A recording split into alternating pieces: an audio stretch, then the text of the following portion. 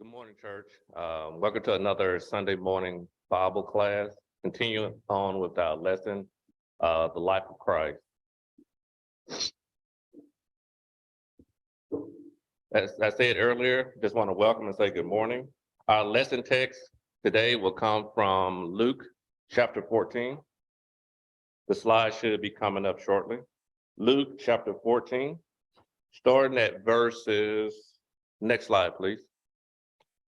Starting at verses 14, Luke chapter 14, starting at verse 15. Yes, Luke chapter 14, starting at verses 16 through 24. And what we want to talk about, as with the title slide kind of briefly demonstrated, we want to talk about complete devotion versus the excuses. And just to read a little bit to give us some context, starting reading at Luke chapter 14, verse 16. And it said, and then they said unto him, Jesus said unto them, a certain man made a great supper and bade many. And he sent his servant at supper time to say to them that were bidden, come, for all things are now ready. And they with one consent began to make excuse. The first said unto him, I have bought a piece of ground, and I must need go and see it. I pray thee, have me excused. I bought 5 yoke of oxen, and I go to prove them. I pray thee, have me excused. And another said, I have married a wife, therefore I cannot come. So that servant came and showed his Lord these things. Then the master of the house, being angry, said to his servant, go out quickly into the streets and the lanes of the city, and bring in hither the poor and the maimed and the halt and the blind. And the servant said, Lord, yet there is room. And the Lord said unto his servant, go out into the highways and hedges, and compel them to come in, that my house may be filled. For I say unto you, that none of these men will forbid to take my supper.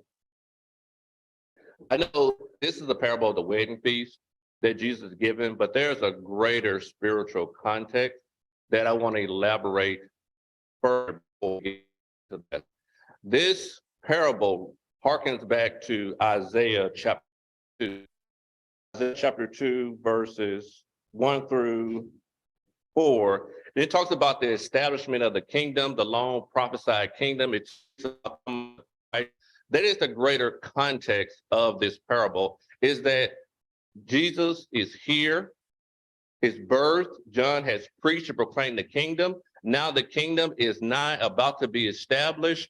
And that is the context that Jesus is teaching about in chapter 14. Is that it's not just a feast, it's the idea that the kingdom is coming as prophesied, is on its way.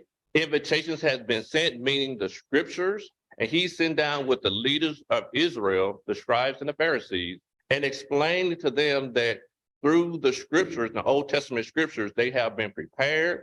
They have been a prepared people. God has made his call by sending the prophets and giving the law. So there is no excuse why they are not ready and they don't understand the overall context. And so if you look at Isaiah chapter 2, verses 1 through 4, kind of given the greater context, and the word of the Lord, the son of Amos, saw concerning Judah and Jerusalem.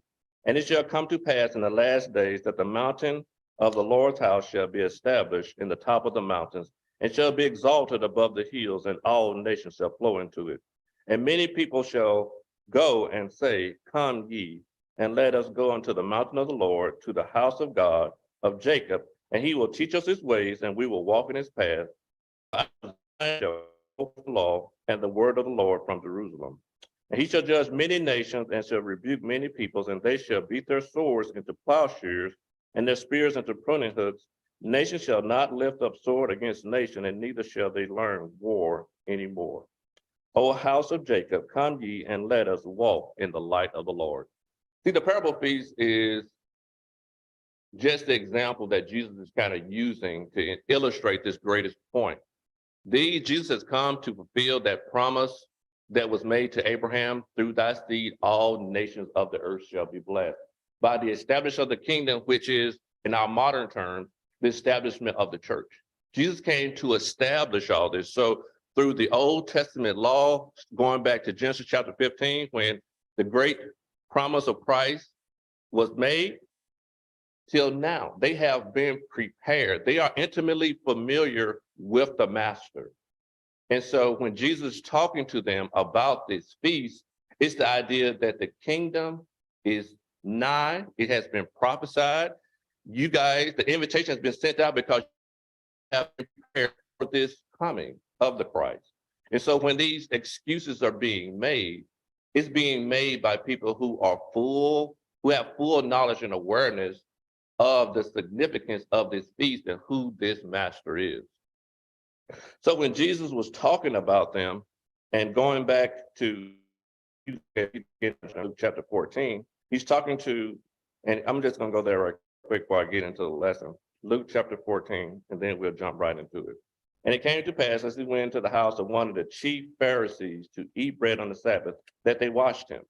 And so Jesus is talking really to the leaders of the people. If anybody can understand his mission, his purpose, it is these individuals, because they have been groomed, trained in the law.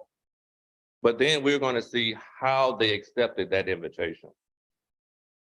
And then we see, like, for instance, Jesus, like the first point in the slide, Jesus was worried about who accepted the invitation, because these are his chosen people. These are the people who's supposed to be preparing their hearts and minds and preparing the people and being ready for their call. And Jesus is pointing to them through ministry. These are the people who are going to lose sight and miss out on the kingdom. Because these, ideally, those who were trained, the scribes and the Pharisees, they missed out already, because when Jesus was selecting his apostles, how many of them came from this particular, who did he pick? When he went out and picked, he's picking common people. So all those who were trained in law that should have understood his calling and his coming, it should have been these people. We want to see a greater context that they missed out because they chose other things. They chose their own pursuit. It's just like us today, us in the body of Christ, we know and understand the law. We understand Christ. We understand his mission. If we wound up being lost, if we wound up prioritizing other things, what a great tragedy that is for us, because he's not talking to a group of people that do not understand the significance of his mission and his calling. So this is kind of what we're going to kind of discuss this morning briefly.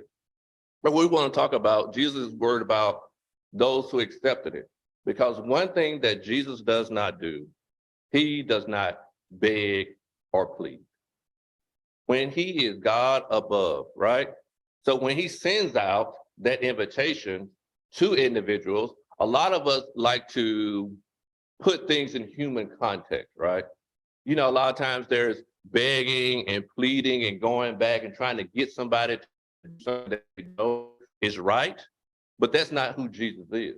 He is God up above. He offers individuals the invitation, and it's up to them to accept it. It's up to us to make that moral free will choice to follow him. And Jesus is just concerned because there is no other person that salvation is found in. So if we turn away from his call, what does that do for us? If we won't listen to Jesus and turn away that invitation, what hope is there? And that's one of the kind of self-delusion principles that we want to look at, because this is not for the world, this is for us as Christians. If we cannot accept Jesus' call and look in our hearts and minds to read the scriptures and apply it to our lives and be obedient, there's no one who's going to come down here and just, hey, you know you need to be here. You know what time Bible study is. You know what time worship is. You know what time Sunday school is. You know the dates and times of these things, right? But are you going to be present? Are you going to be involved? Are you going to be here and make it a priority? And going to our second point, our excuses are weak, and not that events don't happen, but the idea is, do they need to happen now? Going back to our services that we have Wednesday night Bible study. We have Sunday morning and we have worship, right? Those three events are set, they're static, they're not moving. It is up to us to prioritize our life to meet those times, right? If you have COVID, understand, we get it. There are times that we have to work and life comes in the way, but we're talking about a people who made a practice of pursuing their own interests in light of what Christ has set forth. Because you can look at Luke chapter 14, verse 18, when it speaks about they all with one consent began to make excuses, right? There's nothing wrong with seeking financial gain. We all got to make a living, right? There's nothing wrong with purchasing land. There's nothing wrong with buying oxen. There's nothing wrong with getting married and pursuing those relationships, right? But when they have a conflict in what the master has sent, what are we going to prioritize, right? Those of us who have kids and we set parties, usually we deconflict. When every time we have a banquet, like the master is sending this invitation out, but also he's a kind and understanding individual, right? You know, if I want to we understand significant days, Christmas, 4th of July, when we're going to have an event, we usually what we're going to do, we're going to call and talk to the people and make sure that that time is most conducive for all, right? The master has already, we can assume and get to understand that the master has already deconflicted these times and dates and made it suitable, right? Just like when we are sending out for people, we want to make sure, we want to paint the master as in the best light possible. Like when know people, when we invite them to our house, before we even send the invitation, what are your foods? What do you like? What kind of games do you like? We want to make this as hospitable and conducive as possible. Nowadays, we even ask people like, do you have peanut allergies? Do you have milk allergies? If I'm going to make food, is there gluten? Is gluten free? We want to make sure that when you come to our food, that everything is prepared for you. The master is not asking you to bring anything. The master is not asking for you to dress a certain way. It's like, come in, be comfortable, participate. This is for you.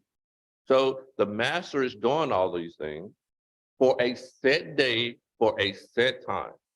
And that's why we will say that when you will so arbitrarily go and pursue your own things, it's just a disregard and a disrespect for the master.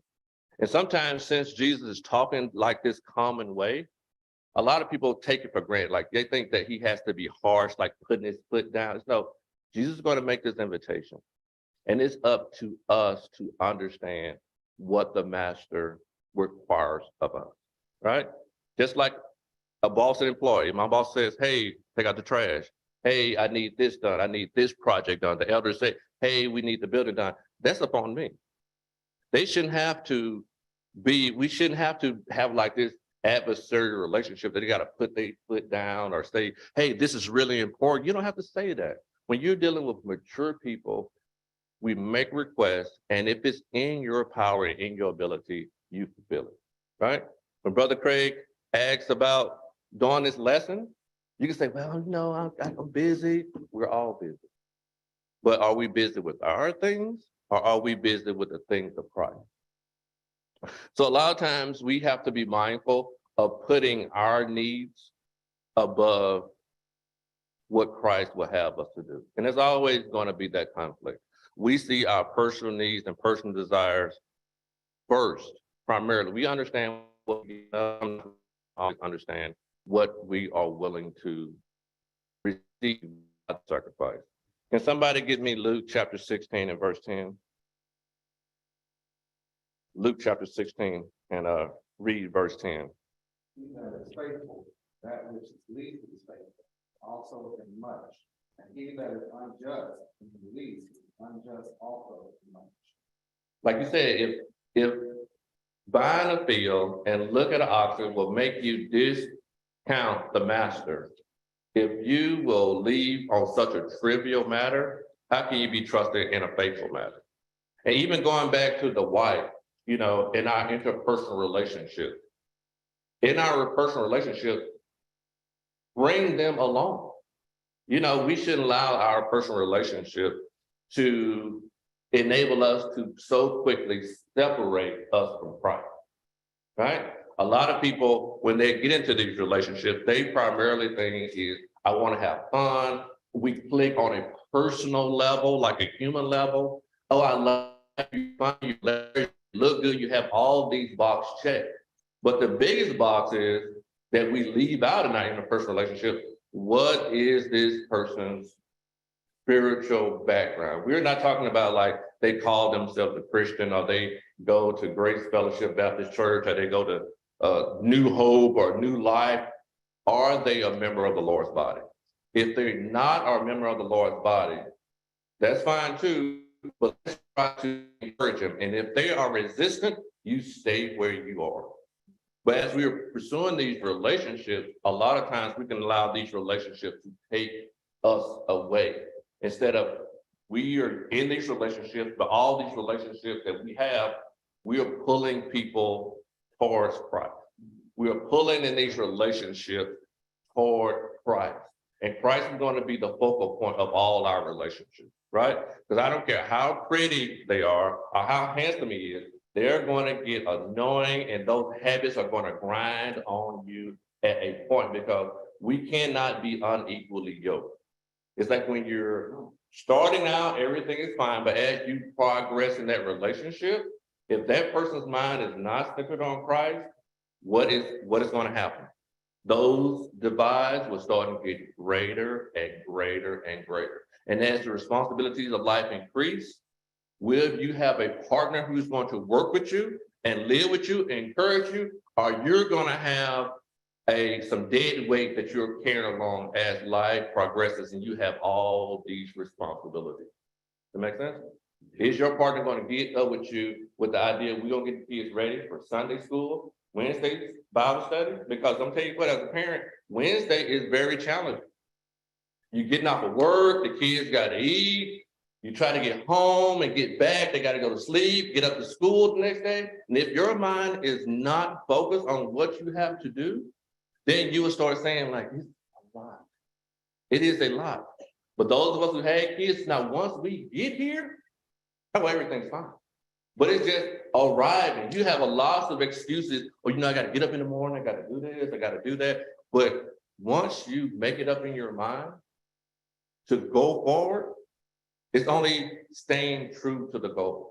Because once you stop and lose those muscles, it's easy for those excuses to become real. Like we tell our kids all the time, you may not, just like Jesus, he did not want to go to the cross.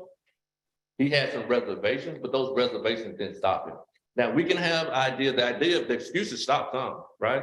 You may not want to do something, but if you are committed, you will understand that there's a huge difference between wanting to quit and quitting. It may not seem like it may seem like they're very close, but wanting to quit and quitting is different. Getting up in the morning at 6 to cook breakfast for the kids or to get them ready, you may not want to, and that alarm comes, you want to lay there, but if you're going to do the right thing, you're going to get up. A lot of us like to lay there and let that snooze, hit it a couple of times, roll over, but is that what we do? Is that what we do? Go ahead. I was going to say that the Christian that Paul compared the Christian life to a race. Have to keep working, you have to keep preparing, training, to make sure you keep on running that race, to keep those muscles intact. Like you said, if you stop, living the Christian life, or you fall away from grace and you go on, stop growing spiritually for an extended amount of time, it makes it that much harder, to get back, get back those muscles, get back into the race, kind of compared to us physically. When you start working out for, 6-7 months, it's so hard to get back in the gym, So you can compare that with Bible study, with coming to worship services, that accumulate over time, and it makes it that much harder to get back in because you're always finding excuse, not to come. Like I said, another aspect that I didn't on the slides is that idea of the banquet is the idea of fellowship, right? we need the fellowship of the saints and also the accountability of the saints, right? We need to be in a place that if somebody is at the banquet and then this thing, if somebody, hey, why am I here? You know, I had these oxen I wanted to do, and somebody hopefully be like, look, that's not the right perspective that you should have, right? You need to come and have those fellowships and build those relationships with the master and with the people who are going to be in attendance, right? A lot of times we will make excuses, say like, our personalities are incompatible, or he's too old, or they're too young. It's like, no, it's about Christ. Christ is the sticking point of all our relationships. I don't like you, I love you. Does it make sense? You know, like is fickle, but it's about the love of I'm going to work through any barrier to this relationship to meet you where you are and show that value. That makes sense? And to say like, a lot of times the invitation is being sent out, but we always worried about how we're perceived, like being needy and things like that. You know, like you ever invited somebody over to your house, you're like, please come and don't bring anything. They show up with chips, they show up with drinks, they show up with pie. It's like, bring yourself, because it's supposed to be a stress reliever. It's supposed to give you something back. Let us take care of you, but they always want to do something extra, like they don't want to be dependent. That makes sense? And so it's like, come, relax, be a partaker and receive and see and take care of the master. A lot of times we won't fully invest ourselves for whatever reason. You know, some people say, I was hurt at this and I did this and this happened. Still excuses.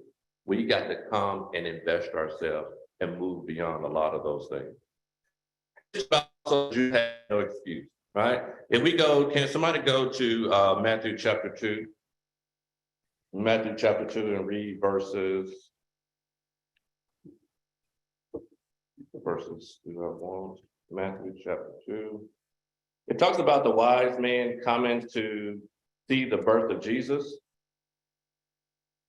And the point I want to make here is the idea that this story is a little bit of a mystery, a little bit, not everything is revealed. We have these three individuals who somehow found out about the birth of Christ, and they are seeking a location that they may go and present gifts and honor him, right? And you look at Matthew chapter 2. Somebody read verses 1 through 4 from it. Matthew chapter 2, verses 1 through 4. Behold, there came wise men from the east, saying, where is he that is born king of the Jews? We have seen his star in the east, and are come to worship him. When Herod the king had first prophet on Jerusalem with him, when he had gathered all the chief priests and scribes of the people together, he demanded of them where Christ would be born. Yep. Can you read 5 and 6 as well? And they said unto him, in Bethlehem of Judea, for thus it is written by the prophet, and thou art not the least among the princes of Judah, for out of thee shall come a governor that shall rule my people Israel.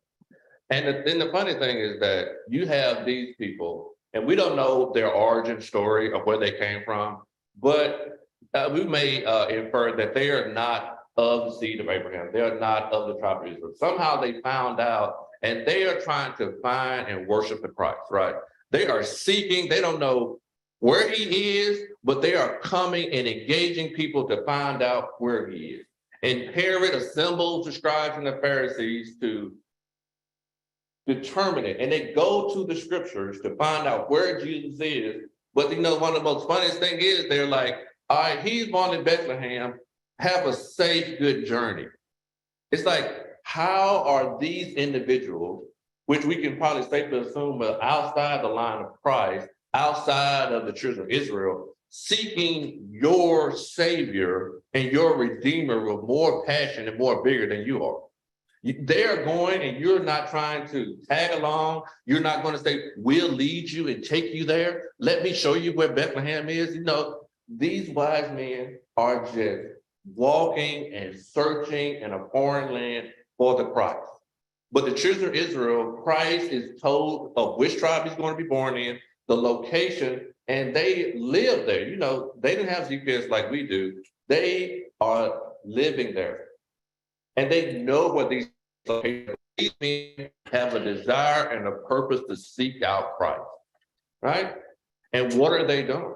And so the Jews have no excuses. Like they're going to find your Savior to worship them, and you're like, he's over there.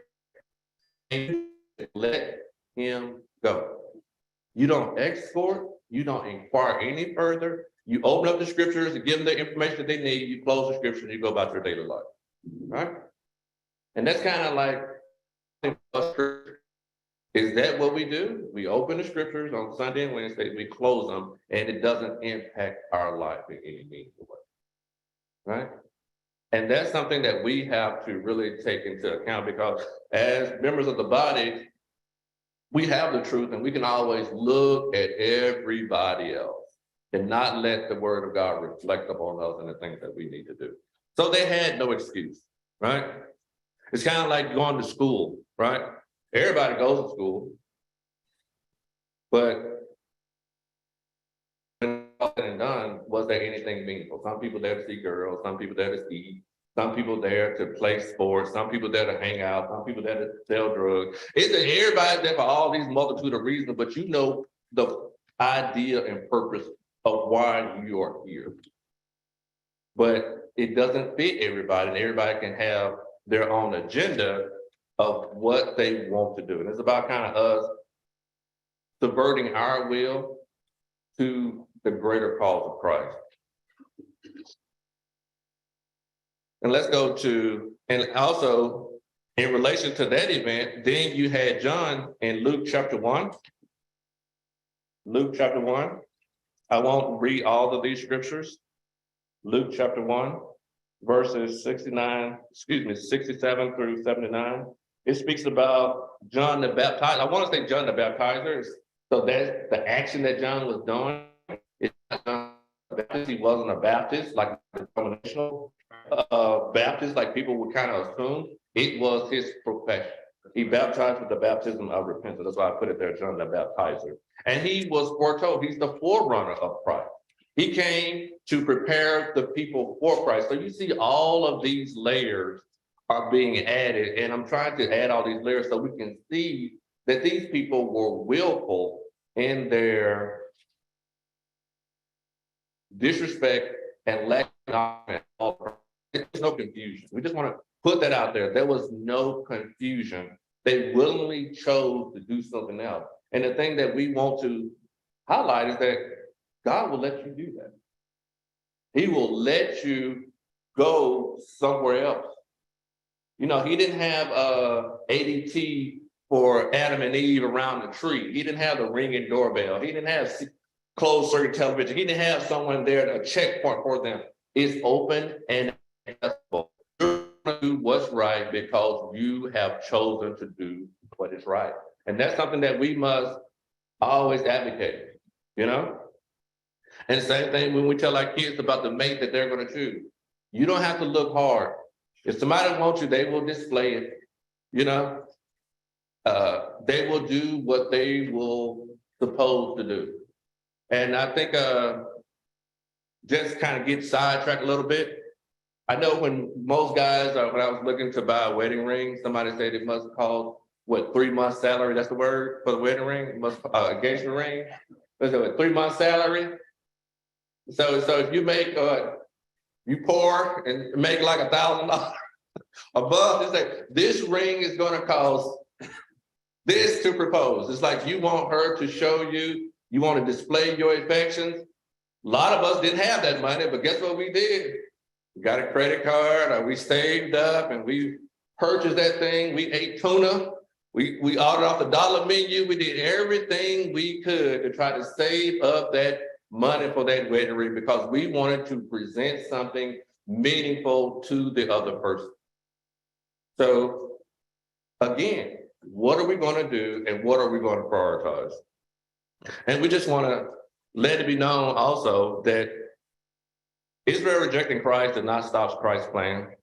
In Matthew chapter 3 and verse 9, John was talking to the Pharisees and saying, like, don't just rely on blood descent, just like as members of the body. We just can't say we have been baptized into the church and we attend services. That is not going to be enough for us to enter into heaven. It's a requirement, but that's not going to be enough. That's just showing up. It's just like showing up to service. Like showing up is nice, just like showing up to work. It's like, that's nice. You're here on time, but you must do something. You just cannot show up. There is work to be done. So a lot of times we can say we're in the right place. It's like, yes, you are in the right place, but you have to do the work of faith in the right place. It's not enough just to be a member of the body.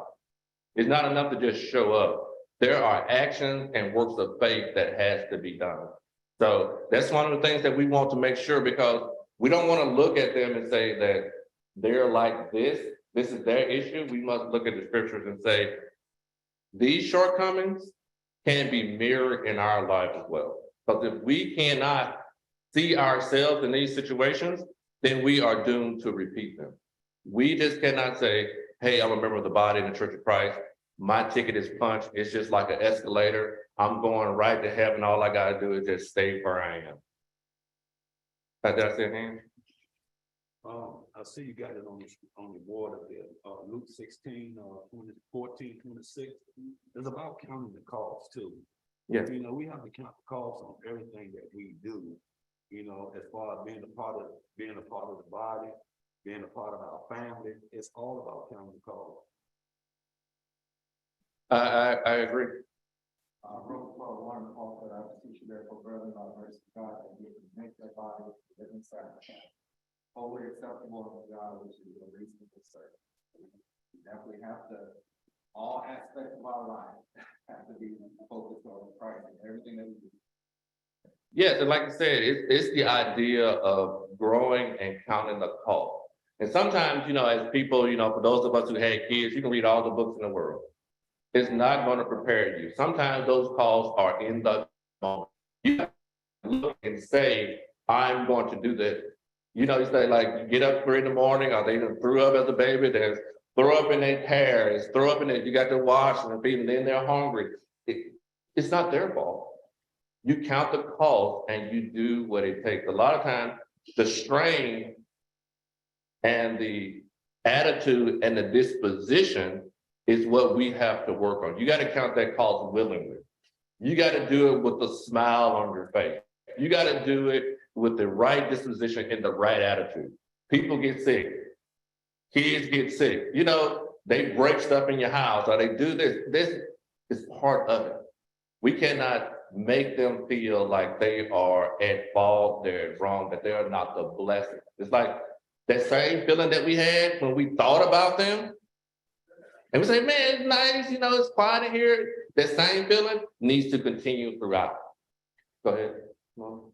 I was just thinking about like, I've grown up as a teenager, you know, my parents used to say, you know, he was making excuses. And like, I never really understood, like, I mean, what makes it an excuse? You know, what makes what I'm saying? So this is a real reason, you know? But as you grow and you learn and understand that it was a matter of priority.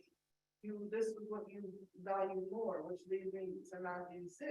And it says, lay not up for yourselves treasures upon earth or on earth.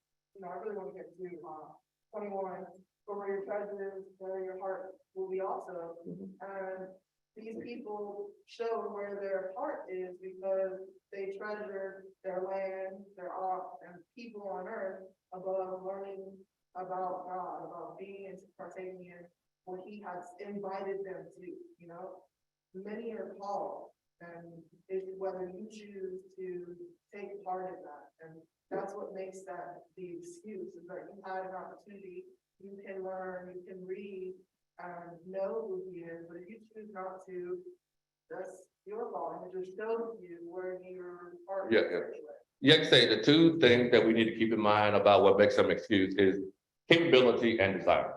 If you have the capability of something, then it's all about desire, right? If you possess the capability, then that's what makes it an excuse, right? Singing. You hear brothers say, I'm not a song leader. Well, that is not technically, that's not true. You have a voice. The only person who said they can't be a song leader is someone who's mute. Because if you have a voice to speak, you have a voice to sing. Now, you don't feel comfortable. You don't think you sound like Luther Vandross. All of us are not going to sound like Mike Thornton. All of us are not going to sound like John James. You have a voice and you can get up here and sing. Man, you sing in the auditorium, you can sing up front. See, the requirement is you have a voice. Is what? Your desire. And so if people like, brother said, I can't sing. Not true. What you're saying is, I don't sing. I'm worried about somebody's criticizing me. If you're going to do something, the criticism is going to be a part of it. So it's the idea of, this is the truth of the matter. Desire. If you have the capability, but lack the desire, then it's an excuse. The capability has to be present. Make sense? If you're capable, then you can do it. And so we always have to like look at ourselves in that reflection and say the truth. If you go to the next slide, please. Like I say, Jesus expects us to give us his all. And that all is a direct reflection to the master. And just using an example of song leading, right? There are times, just being perfectly honest, right? Some people sing because they have a favorite song leader, right? Oh, I really like these things, or this is my song and they're singing. That's a part of it, but that's not what we're focusing on, right? You do what you do because of the master. The master sent the invitation. It doesn't matter who's next to you. It doesn't matter what the person behind you, in front of you, or beside you say. The master sent the invitation, and he is the one who said, you are able to be here. I want you here. You have a place here. The master sent the invitation. Now, and he does the assigned seating as well. In school, you're like, I want the seating, but when I grew up in Mississippi, it was like, you sit right here. You talk too much, you're gonna sit right here, and I'm gonna pop you every time you sit. The master owns everything, and that's something that we need to get in our mind. The master sets the rule, the master sets the invitation, the master is supreme in setting these things for us. And he said, give it your all, not counting the cost. Only us. It hurts only us, right? Everything I've done in the church and the elders grooming and going and working in the church and laboring in the church, that has transitioned just from a worldly standpoint. A lot of people say, like, I'm not good at public speaking. Well, if you be obedient and allow the elders to use you by getting up and saying prayers and getting up in here, you condition yourself in a lot of ways from a spiritual perspective to go out into the world and be successful in those areas, and being in front of here and seeing such an encouraging, inviting crowd and teaching the world. I am, from a world perspective, you are prepared to go out and speak in functions and hold people accountable and do these things. That's just a worldly benefit of allowing yourself to be used for Christ, right? But not counting the cost hurts on the other. Just like the person who sleeps in class, right? You're hurting yourself, right? The information is here. We just need to take advantage of it. Last point, before time is running out. Jesus does not care about your excuses or mine. We must exhibit appropriate action of faith, right? A lot of times we as Christians, we want to be prepared and agree with, right? These are some of my favorite examples personally in the Bible. I read these and I was, as a new Christian, it kind of shocked me to my core a little bit. And Abraham, in Genesis chapter 17, God, you can go there on your own. I'm just going to touch base on them a little bit. Genesis chapter 17, God came and God the Father is talking to Abraham. He instituted the covenant of circumcision. He told Abraham to circumcise every member in his house, every male in his household. Those born within and those foreigners are those he required by purchase, right? Abraham did not set that task to anybody else. As master of his house, Abraham followed through. He performed the circumcision of every male within his house. And I was just thinking about that, like Abraham is Lord. He had servants. He could have said, hey, I'm gonna sit over here and I'm going to observe and supervise this act. Abraham performed it for every male in his household. And Abraham had a huge household, probably 300, 200 plus. And he did it all in one day. One day, assembled his household and performed that act. Circumcised every male in his household. It wasn't, he didn't shy away from it. He didn't say, I don't know what I'm doing. He didn't say that this is beyond me. He didn't say I have servants. He didn't say it was disgusting. This is nasty. Why do I have to do this? Line up. Who's first? And by his own hands, he performed this act. And that's something personally that I try to look through the lens when something comes in front of me. We look back to the Old Testament scriptures for faith, for examples, and say, like, this is what he did, the father of the faithful did. He was prepared. He didn't say, I'm not a doctor, I don't have medical training. You know, who said the first 10 went well? You know, who said that he didn't, you know, sometimes it takes us a while to get something down pat, you know. Who started, was Mike Thorne the song leader that he is now? I'm sure he had to grow to it. Who said Abraham wasn't? But guess what? He accepted the call and he performed it. And that's why I think about the cost of discipleship. We have a heritage where we as Christians do what's required of us. When we're called, we take action, right? Our elders lay forth the plan for us and we follow suit.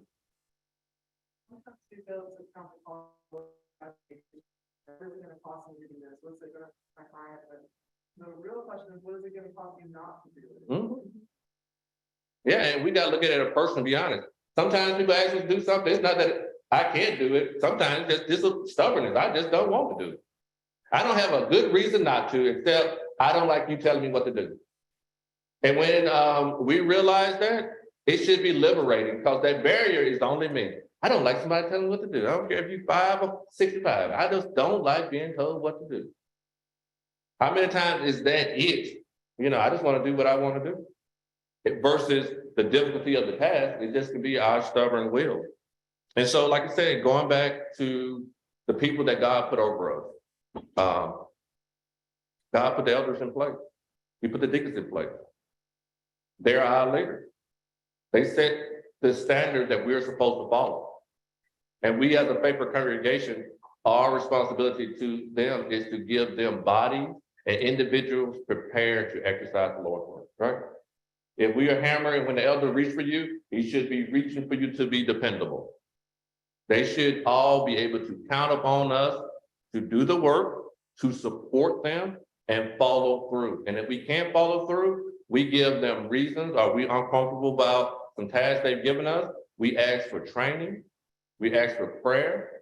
We ask for teaching and for clarification so we can stand forth and be counted. So, and when Brother Dismute comes up and gives us a lesson, whether it steps on our feet, throat, neck, whether we agree or disagree, we go and look and check the scriptures to see those things are so, and we do not criticize him to our friends, but we uplift him to proclaim the word, and we should encourage him to proclaim that word, no matter how that word lands with us, whether it inspires us, corrects us, or chastises us. We should be ready to follow suit and do the things that we're supposed to do. We cannot make excuses because the cost is too high. If we lose out on our salvation, there's nothing good that remains. Thank you for your time and attention. This is all that I have. Does anybody have any additional comments that they would like to make? The teacher. All right, thank you for your time and attention.